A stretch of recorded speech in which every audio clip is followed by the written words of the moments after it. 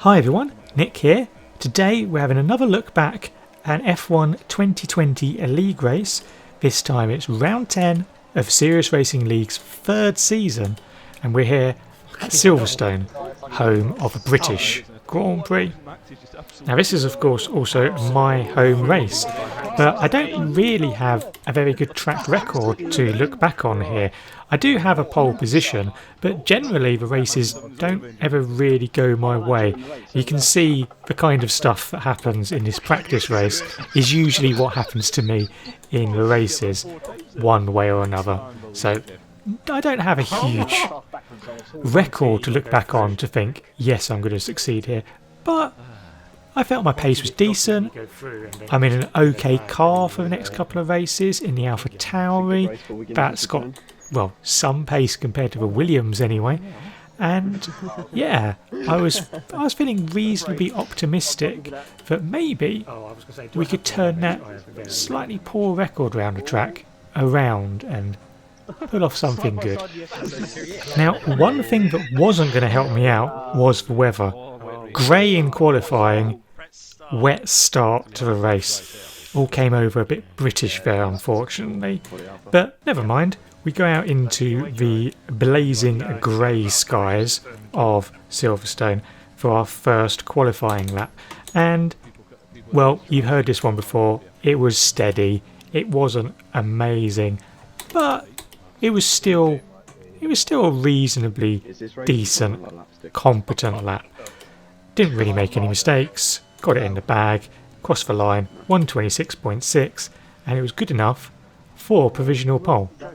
However, by the time I went out for my second lap, Miles had put in a rather stonking 126.0, which is going to be very, very difficult for me to beat. So we're going to give it our best shot.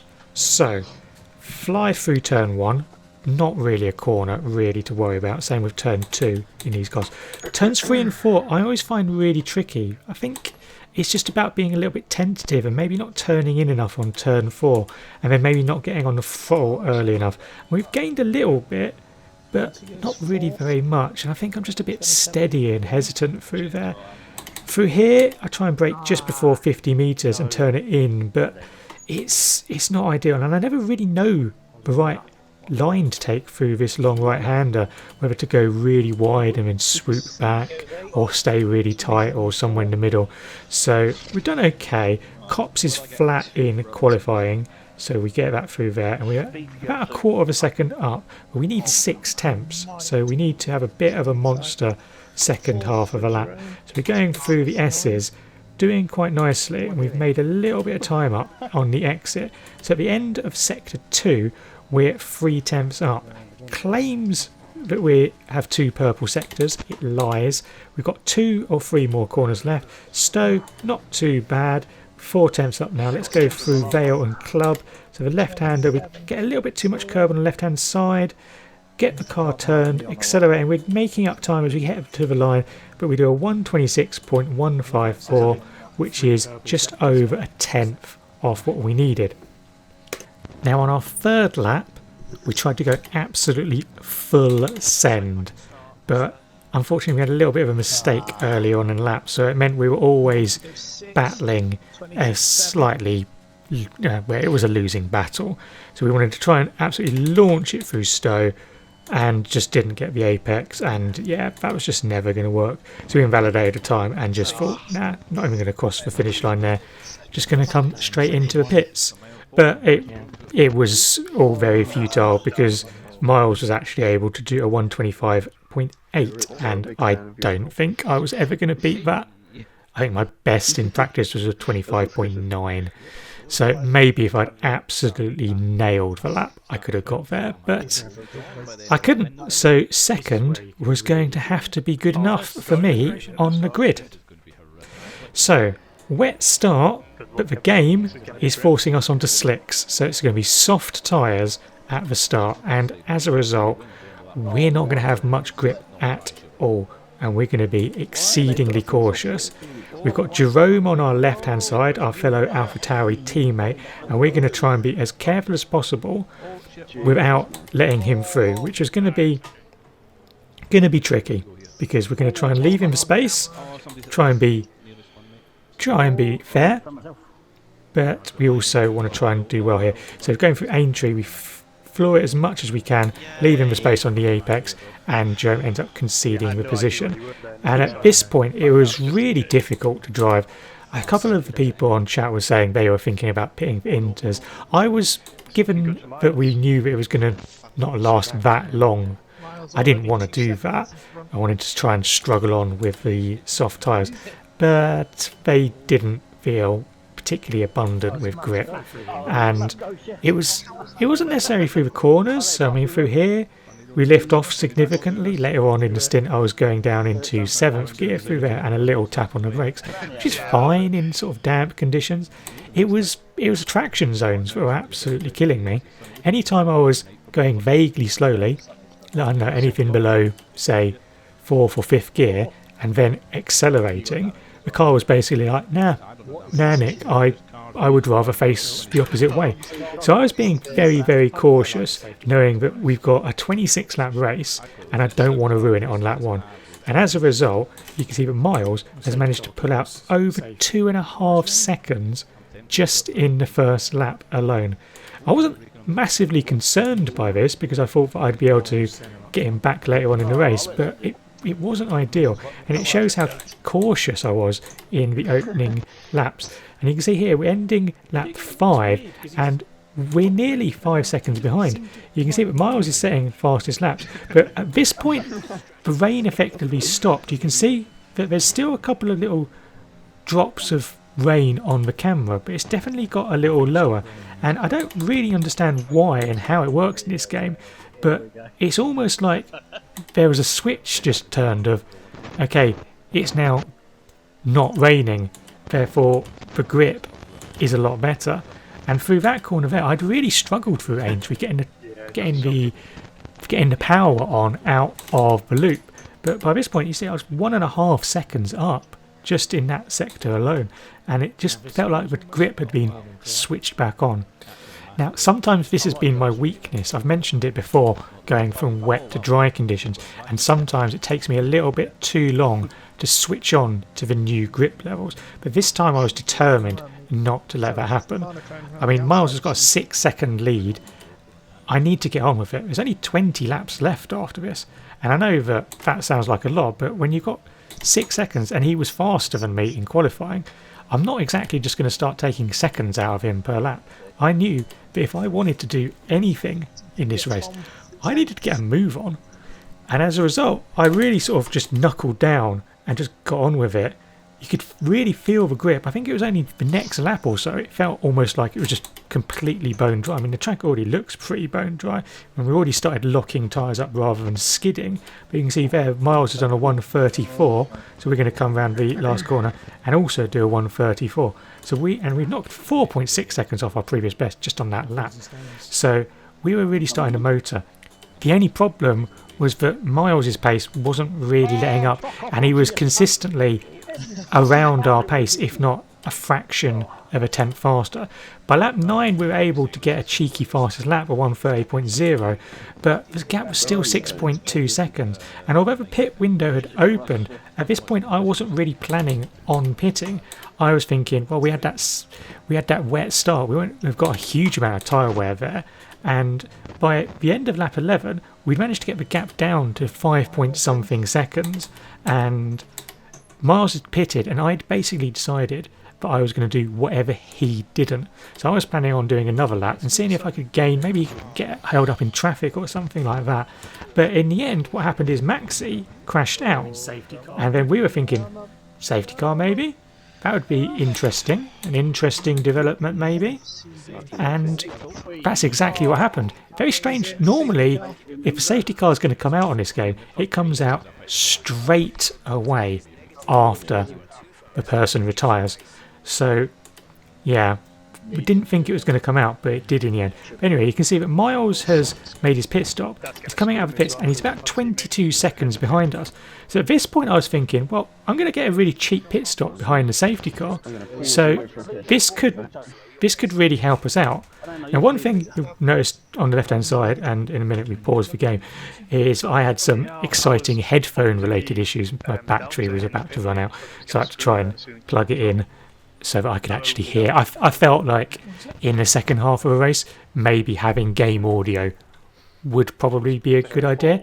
And at this point, I wasn't really able to, because it was paused, to see what was going on. Let me ignore the fact I'm not even looking at the screen, but never mind. But at this point, I was thinking, where will I come out with regards to Miles? Because if he was 22 seconds behind and I get a cheap pit stop, that could be enough to see me into the lead. But in the end, it wasn't even close. You can see Miles off in the distance there, and he's over 2 seconds ahead. So I'm still slightly confused how that worked. I don't know if it's some peculiarity of how the pit lane works at Silverstone, and it's really slow, and it just meant that I didn't actually get that cheap pit stop. But never mind, it is what it is. The gap, of course, was 5 odd seconds when Miles pitted. It is now significantly less than that. So we wanted to get a nice, good restart.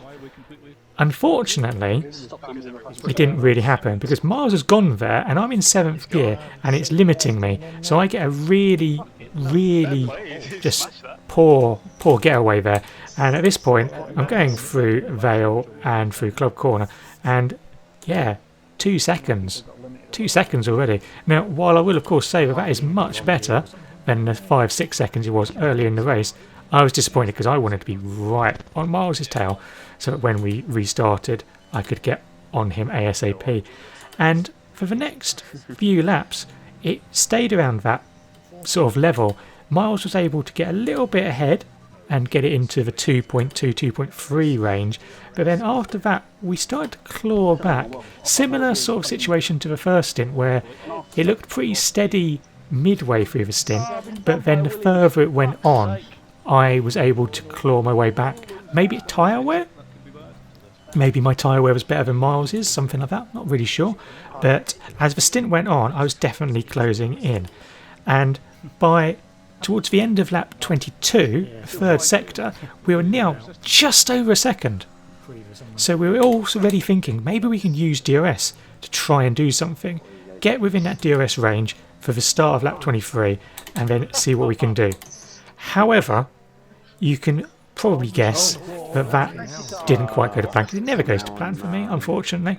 So the safety car came out after Hom had an accident.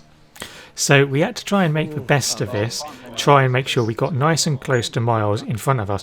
However, there was one thing that was putting us off doing that, and that was some of the interesting lag that was going on. At that point, according to the game, drove into a wall. He didn't, it was just lag. And then through here you can see he's going back and forwards, which is not what you want when you, well, want to keep your front wing intact. And as we know, the game does like awarding 5-second penalties if anyone touches behind a safety car. So while I also wanted to be right behind Miles, I also didn't want to be anywhere near Miles because of the lag. And you can see stuff like that where he sort of just suddenly jumps ahead. So not ideal. But what can you do at that point? You just got to knuckle down and then see what we can do on the restart. Now, one of the things we were also going to have an issue with on this restart was, you can see we've just started lap 25. There's going to be no DRS. So if I'm going to get past, I need to get with him ASAP. I'm probably only going to be able to get through down the hangar straight, and I'm going to need to be really close. I'm not going to get that helping hand. What isn't going to help though is silly lockups like that. And by the end of sector 1 of lap 25, we are already looking at a 1 second deficit, and that's where it pretty much stayed as for the rest of the race. We weren't able to make any inroads, unfortunately, despite our best efforts, and we crossed the line literally just under 1 second behind. There we go. Second place. Not what we'd hoped for at the start of the race. I was hoping to go one step better than that. But it was my best ever result at Silverstone in any league race I've ever done. So from that perspective, you can't be too disappointed. And the points for second have helped me go up to 6th in the championship. And I'm right on the tail of Tony in 5th. So we're definitely making steps forward as the season goes on. Whether those steps continue to stay going forward as I get kicked out of the Alpha Tower after round 12 will remain to be seen, but that's to worry about later. So, as usual, what have we learned today from this race? I think the thing I've learned is just to sometimes accept that you can't always win. Sometimes there will be someone better on the day, a better driver, a better car, a better combination of those two, where you just have to say, fair play, great race, I did all I could, congratulations. And that's kind of what I have to do here for Miles, really. He did a really good race. So, fair play, hats off to him. Anyway, that's the end of this video. Thank you very much for watching, and I hope you've enjoyed it. If you did, then don't forget to do the old liking and subscribing. You know, it makes sense, and it helps out the channel massively, so please go ahead and do that. If you want to hit me up on social media type places, then Twitter, Instagram are where I am. Details in the description below, and you can also catch up with me between races and between videos on Discord. Details again in the description. And if you want to watch these videos live as they happen every Wednesday and Sunday, then Twitch is the place to go. Details on screen now, and well, you guessed it, in the description below. But until next time and the next video, goodbye.